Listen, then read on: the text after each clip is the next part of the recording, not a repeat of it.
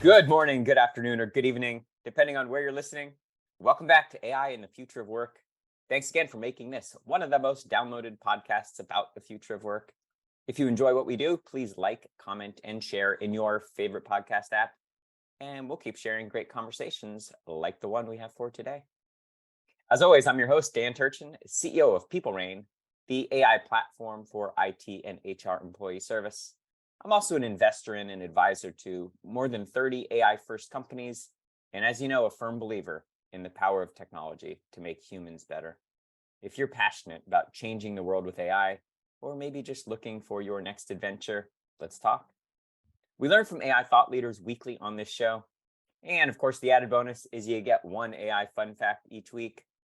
Today's fun fact: in a new paper titled Socio-Technical Specification for the Broader Impacts of Autonomous Vehicles, quite a title, by Thomas Crendell Gilbert from Cornell's Digital Life Initiative, he discusses what it means for society at large when whole transportation systems are designed for, and in some cases by, AI.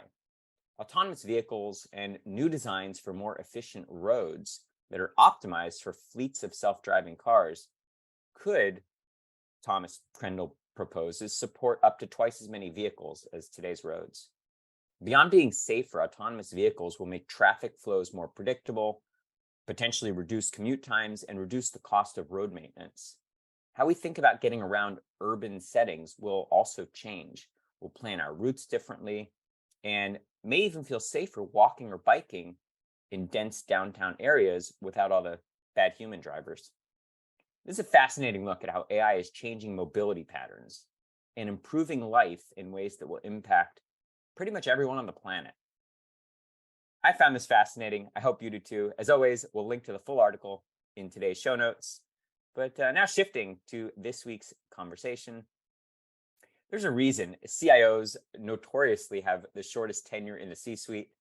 When technology is working, nobody notices. And when it breaks, it's always your fault. The best enterprise tech leaders balance selecting, deploying, and managing tools which provide a great employee experience. The exceptional ones do it for many years, and they do it across many organizations. Parul Saini has been a technology leader at tech-first companies like Zora, Splunk, and Uber for more than a decade, in roles with increasing responsibility. She's had a bird's eye view of AI tech trends and the future of work. In her current role at Uber, Parul's service portfolio includes contact center, employee productivity, and identity management applications.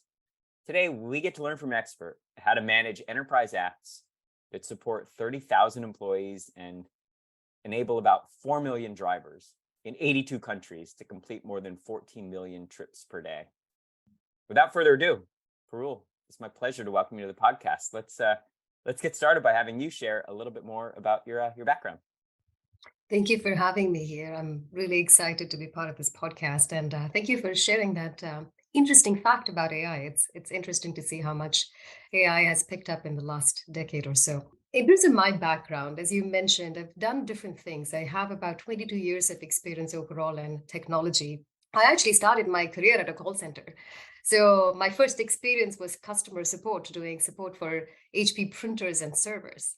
And that's when I started thinking about empathy when it comes to support. And that's kind of the baseline for IT, empathy. After that, I have had various roles doing infrastructure engineering for large companies at global scales, management consulting, product development, and most recently, I've been a technology executive at high-tech companies. And it's been interesting to do that work so far. I mentioned why CIOs have a notoriously short tenure in the C-suite and why it's tough to be in IT. What would you say is the toughest part about your job? Toughest part about my job, I think I will start with explaining sort of what IT is, because people typically don't understand the complexity of what an IT organization does. If you think about the word IT, if you haven't worked in that organization, you would think IT is supposed to give you laptops and maybe email and a couple of other systems, right? But IT is so much more than that. IT touches every aspect of your life as an employee in a company. IT also touches every aspect of your business. So let me give you some examples. If you're an employee in a company and you log into your laptop, start your day, every application that you're touching during your day is managed and maintained by IT. If you are a business leader that is trying to create a go-to-market strategy or even create your revenue recognition reports at the end of the quarter, those systems in the back end are typically managed by IT. So you would not even be able to create those revenue recognition reports to report out to the streets, what your revenue was if IT wasn't involved. You wouldn't be able to do high productivity work. You wouldn't be able to hire employees because all of the HR systems are also managed by IT. So it's very complex. And the way I describe the role of IT is we're typically the last ones to know anything that's happening in the business, but we're the first ones to have to deliver if there is a business model pivot, much like what we saw with the pandemic, or if there is an acquisition, much like we see in many of these companies. IT is really the backbone of any organization. And I don't have to kind of share with you and your audience how much we see going wrong if IT is not invested in or is underinvested in, if there is an economic event, if there is a social event, if there is a weather event, and your systems are not up to scale, it can be very detrimental for any business. So that's the complexity of IT. The leadership role in IT is interesting. Because for being a good leader in IT, you not only have to be a visionary, because you want to be able to see 5 years down the road, you also have to be a strong strategist. You need to be able to create strategy based on where the business is going. So you're not only reacting to the changes, but you're proactively working with the business. You also have to be a deep technologist because you have to understand the nuances of these multiple technologies that you manage to be able to make the right calls, to be able to make the right investments. And then you have to have strong business and financial acumen. And it's just a mouthful to say that. So imagine trying to find all these skills in one leader. And it takes a lifetime of effort to be able to learn those skills and bring them all together and do the job of a CIO, which I would say is a hard thing to find those skills in one leader. One of my friends who's a 7-time CIO and has been on the podcast a few times and has written several books about the role of IT and the role of the CIO. His name is Mark Settle. I was most recently the CIO at Okta, and he was the CIO when I got acquired into BMC Software a while back. He has his PhD in geology.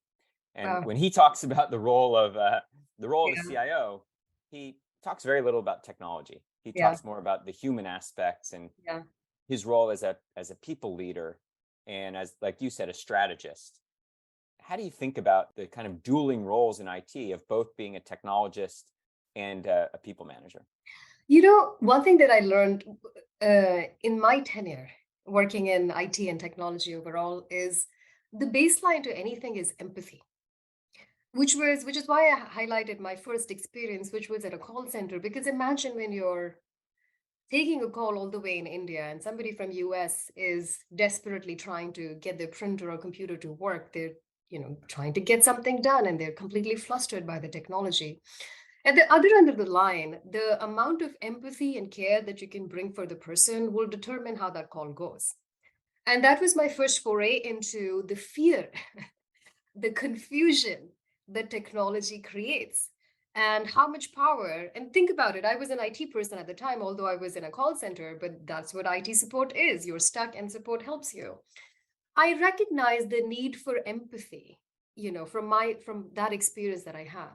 And over the course of my career, as I worked with executives, ICs, architects, I think empathy is at the baseline of everything. We will be able to do a really good job as an IT leader if we can empathize with our business partners to see what they're going through and how can we solve their problems. If we can empathize with our employees to see what problems they are running into and how best we can solve for them. If we can empathize with the CEOs of our company to understand what challenges they're running into and how do I make it more efficient for them, because we don't have unlimited budget typically. So empathy is at the center of it. Now, the other aspect of people management is the challenge also is hiring and retaining talent in IT, because it's very easy to lose talent to product and engineering. They are typically more attractive fields to work in, and really good engineers have a lot of options. So how do you make sure that you're creating the right growth path for your team? I think about three factors that are very important for any employee. One is psychological safety. You have to make sure that as a leader, your team feels safe in what they're doing. They have the psychological safety to be able to innovate and invent and do their daily job. The second aspect is connectedness. They have to feel connected to the purpose that your team has, your group has, or a business has. And it's been a pretty dramatic shift in the last couple of years where people want to work for a company that has a purpose, but they also want to work for a team that has a clearly defined purpose. And the third aspect is giving them that room to fail, learn, and grow, right? Not kind of telling them exactly what the next step will be, but giving them that room to innovate and grow. Those are three very important aspects to keep in mind as a people leader, to not only hire talent, but retain and grow them. And that I find to be both an opportunity and a challenge in IT.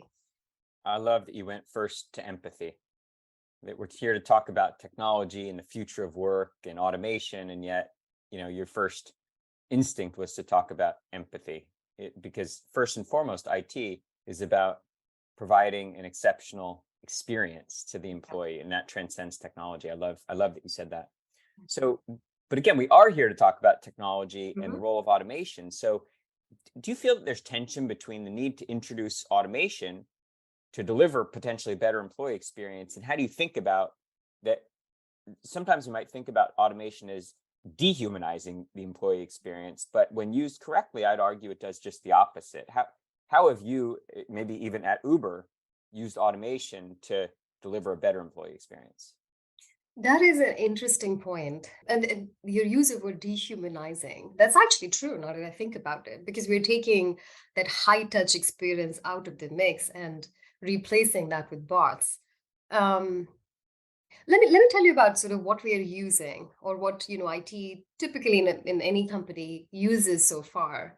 And of course, we all know about the advancement of AI in the last 5 years or so. But we are using robotic process automation. We are using chatbots. We are using more enhanced searches for our intranet so people can get their content easily and faster. Those are the typical aspects of automation we use. The the reason why experience is not great is because of the foundational or underlying issues that any organization has. And that's not to do with IT, but any business as they grow exponentially.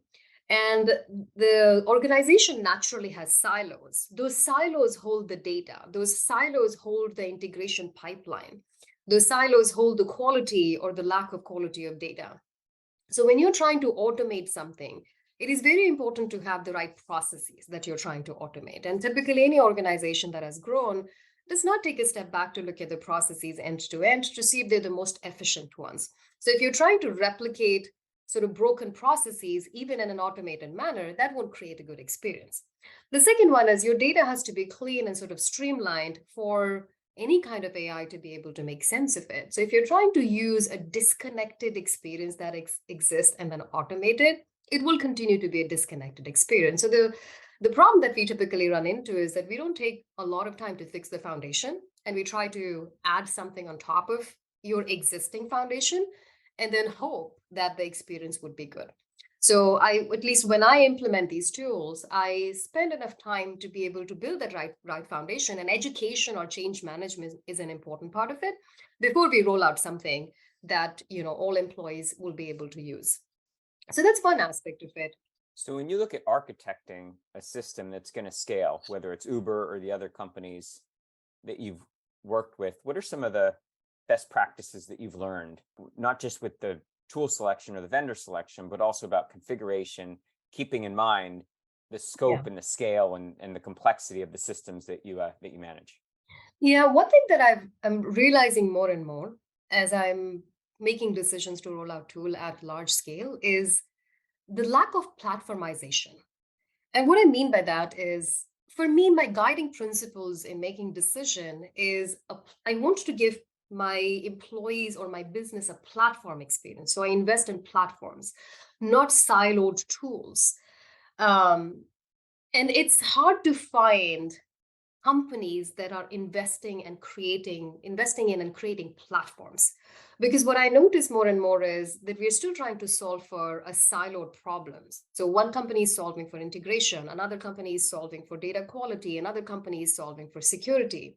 For somebody in my position, I want to be able to get all these components and feature in one platform. So a good example of a platform would be something like a Salesforce. They have their sales cloud capability that is used by the sales team, but they also have their service cloud capability used by the customer support teams.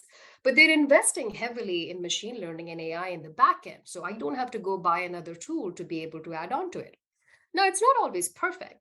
But remember, in my role, I also have to balance the cost or spend and security along with the capability and the features. So a platform play typically works out really, really well for me. I always am impressed by the companies that have, be it a small, medium, or large size company, that have a goal for the future. If they may not have a set of capabilities or platform play today, if they're thinking about it in the future, I would be more invested in that technology and I can put my sort of name behind that technology as I'm trying to roll it out. It's important to, like I said, not replicate the bad practices that you have in the organization today. So especially if you have an opportunity to roll out a new tool, take the time to do two things. Apply that empathy lens and do the change management the right way. So let me share an example there. In one of my jobs, we had to replace our email system. And for me, it was a 3-year journey because the first 2 years were change management to replace that email system. There is so much emotion invested in anything that people are using, especially email. So my company was divided. Half of the sales team, well, the sales team told me they will quit if we don't have if we don't have Microsoft, and my technology team told me that they will quit if I don't have Gmail for them. So the first 2 years there were just change management, educating people on sort of what these tools can do for them, removing that confusion, that fear from using one tool versus another, and eventually being able to roll it out. So change management is a key aspect. Education is another aspect, and making sure the foundation in general is strong before you roll out any tool. Processes, data, all that plays into it. You mentioned you've experimented, or maybe you're in production with some kind of AI first features or capabilities of the platforms that you support, whether Salesforce, ServiceNow, et cetera. Talk us through one case study. You're talking to an audience of technologists who are interested in making better kind of enterprise-wide use of AI. What has worked for you? I'll give you an example that may not answer your question directly, but I think it's a little bit more practical. There is a use case that I ran into recently where we had to figure out how to make hiring go faster in an organization. And so that was the business problem. Hiring was slow. And it was the onus of the IT organization to sort of figure out how do you make it go faster because we own the tools. Now, there are many different ways of solving for that problem. So the first thing that I did was give visibility into what does that pipeline look like? What is the end-to-end process of how hiring is taking place? Of course, working with my business stakeholders. What happens between the different steps in the process? What is the timeline, between these different steps? What are the hotspots? And then how can we change this, either the process or the steps? What do we cut out and what do we automate then to make a good experience? So for that, we used different technologies. And the way I'm answering your question is AI is not typically always the answer, but there's a combination of different tools. So the first one that we used was business process mining tool, which I think is any IT organization should invest in it, because typically we have to solve a business problem, but we don't have insight into what is happening on the business side. So investing in a tool like that gives you that bird's eye view, essentially to see what is happening. And then you can partner with the business to have them change their methods of operation. So you can configure the tools to be able to solve the actual problem. So business process mining was one. The second one was making sure that we are capturing data from the right tools or right components to be able to map out that end-to-end view. And the third aspect was then understanding what are the friction points in the experience that we can automate, either via a chatbot or via an automated notification or even filling out a form for you. So if you're in doing an interview and you have a certain sense of whether you're going to say yes to this candidate or not, autofill that form on your behalf. The tool can autofill that form on your behalf and submit it, and then you can change it later. So just, adding automation to augment the manual experience along with making the process a little bit more efficient.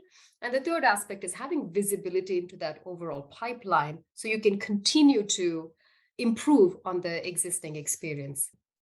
I mentioned in the intro that being in IT in a technology company is particularly hard, in Yes. part because everybody thinks they can do your job better than you can, but also because technology companies are 100% dependent on systems and processes to run the business.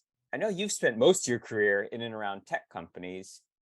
Talk us through what you think the added challenge is, whether it's an Uber, a Splunk, a Zora, et cetera, of managing the technology that runs a technology business. I think it's a lot of expectation setting because you're right. It's common in technology companies for people to think that they can solve the IT problems faster than IT can. So for most of my life, I spent a lot of time doing education. So one thing that I left out from the skills of the CIO is marketing as well. You have to be a fantastic marketer and a salesperson too, on top of everything else that you need to know. So, education on the complexities of IT, much like what I did at the beginning of this podcast, is important. So, I spend a lot of time speaking to my stakeholders, explaining to them the scope of the work that IT manages and complexity so that I can build empathy in them or in their organization for the work that we do. If I don't spend the time explaining the complexity and sort of the challenges that we're running into, they won't know why we are working slow in some cases, or we have to work through security approvals before we can roll something out. So that education is important. And the second aspect is I always think sharing from experience and showing them something is useful. So much like in the case of this process mining or the process mapping that we did, the engineering leaders tended to think that it's a tooling problem, it's an automation issue. But it took some time for us to map out that process, get that data, and then show them that it wasn't really just a tooling issue, it was also a process issue. But walking that path with them, showing incremental progress, but at the same time keeping an eye on the ball and then getting to the end point, but continuing to show that progress alongside is the key to do that. In summary, to answer your question, education and bringing people along and asking for help. The third thing that I do is I ask for help when I need their help. And you would be surprised how much people change their view of your organization if you bring them along, you give them visibility, and you ask for help because then they're invested in your success as much as you're invested in their success. One of the things that's notable about your career trajectory is that you spent time as an IT leader at some iconic companies, and I imagine you've learned from some iconic leaders. So whether it's Teen at Zora or maybe Doug Merritt, I don't know if that's when you were at Splunk, but certainly Dara at Uber. What have you learned from the leaders that in the organizations you've been at? I want to start with Adobe because I really enjoyed my tenure at Adobe. I want to say that Adobe was a company that was started with kind of empathy and compassion and care for employees at the heart of it. And as I was working there, I could feel that in their policies, in the way they treated employees, in the way they cared for employees, in the way they had just the structure. You could have a life, you could have a job, and you could kind of sort of do it all. So I really enjoyed my time that I could feel that care as an employee that the company had for us. And the other thing that I learned from Adobe was one of the first companies to do a massive SaaS transformation, moving from on-prem to SaaS, truly. And it wasn't easy because I was there during that time. It was pretty rocky, but kudos to Shantanu's leadership. That is just kind of watching him, not that I, saw him on a daily basis, but his steadiness in leadership and continuing to do that and continuing to innovate even today with that company is very inspiring, extremely inspiring. With Uber, I want to say it's a very complex business. That's the first thing I noticed about Uber. And there is a lot of passion in people, but the leadership is the one that's making a difference. So my first experience, I've been at Uber 2 years now. My first experience was with culture. It is very different than anywhere else that I've been. And it was very accepting. It is a culture of learning, it is a culture of growth, it is a culture of innovation. Because I never hear anyone say this can't be done. The first thing everyone says is, why can't we do this better? Right? We are Uber. We need to know how to do this better. We should be able to do this better, which was extremely amazing to see. And Dara and the rest of the leadership team, Nikki, Dara, they are the leaders that bring this empathy and compassion every time they come to a conversation, very approachable. And the way the decisions are made, you could see that they are thinking many, many years ahead. So just seeing Dara in action, I learned so much. And they continue to care about not only their employees, but also our partners, like our drivers and earners as well. So seeing that care, the thoughtfulness and decision making, actually staying ahead of the curve, because it's not easy in managing a business like Uber that is so complex, and we're continuing to be profitable right now, or on that journey. So just seeing them in action, making the decisions that they do while handling this complexity and all everything else that's happening in the world in terms of economic situations, social situations, it's just it's very inspirational. We're all thankful that Uber exists as a service, and I talked a little bit in the intro. The fun fact was about the future of mobility and potentially autonomous vehicles and self-driving fleets. Tell us something that you know as an insider at Uber that may not be it may not be obvious as Uber customers. Well, I would be able to share anything that's confidential, that's for sure. I shared this a little bit that people outside of Uber won't know. It's about the passion. You use the service. The improvement in the service comes from this passion to make the customer experience better. I wanted to talk about the values that we have at Uber.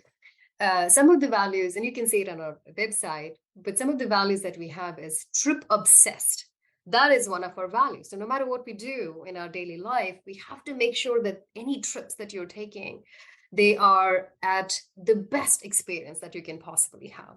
The second value that we have is build with heart. So anything that we're building, there is a human component that we're bringing to it. So you see that love and care that we have in the product that we're building. And the third value that I really like is see the forest and the trees. So don't lose the view of the big picture as you're doing your day-to-day job, but think about where you're going, what your goal is as you're operating day to day. So I really like that about it, about our work environment, especially working at Uber. Passion of the people, the commitment that they have to the purpose and the goal that we have in this company is something that I would highlight. Beautiful. Thanks for sharing that. So, believe it or not, we're almost out of time, but I'm not letting you off the hot seat without answering one last question for me. So, you were talking to an audience that consists of many leaders who would aspire to be in a role like yours, at the pinnacle of their careers, and many of them come from underrepresented minorities, females, or different skin colors, backgrounds, etc. And a lot of them have been told, because of how you look or how you talk or various physical attributes, you're not a candidate for a career in IT leadership. And here you are, you've defied, all the stereotypes, and, you're sharing amazing examples of how you transform these organizations. What's your advice to aspiring leaders who have been told they can't do what you've done? Yeah. And that's really close to my heart. So thank you for asking me that question. Because you're right. I've had to have a lot of help throughout my career to not give up and to continue to have hope. So I'm fortunate that I meet these people even now. One thing I've learned is not change myself to meet my environment. And I'm very grateful to a mentor of mine that helped reset this for me.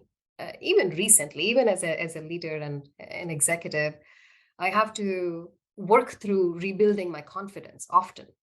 And I'm grateful for my mentors that kind of pull me back from my over analysis and asked me to not change to meet the environment, but stay true to who I am. So, a couple of things that I would suggest is having a strong foundation. And that I say for both technology and for your life as well. Figure out what your values are and work within that value system. Because as you grow in your career, decision making should be rooted in something. And if you have a strong value system, if you have a good framework for decision making, typically you won't falter.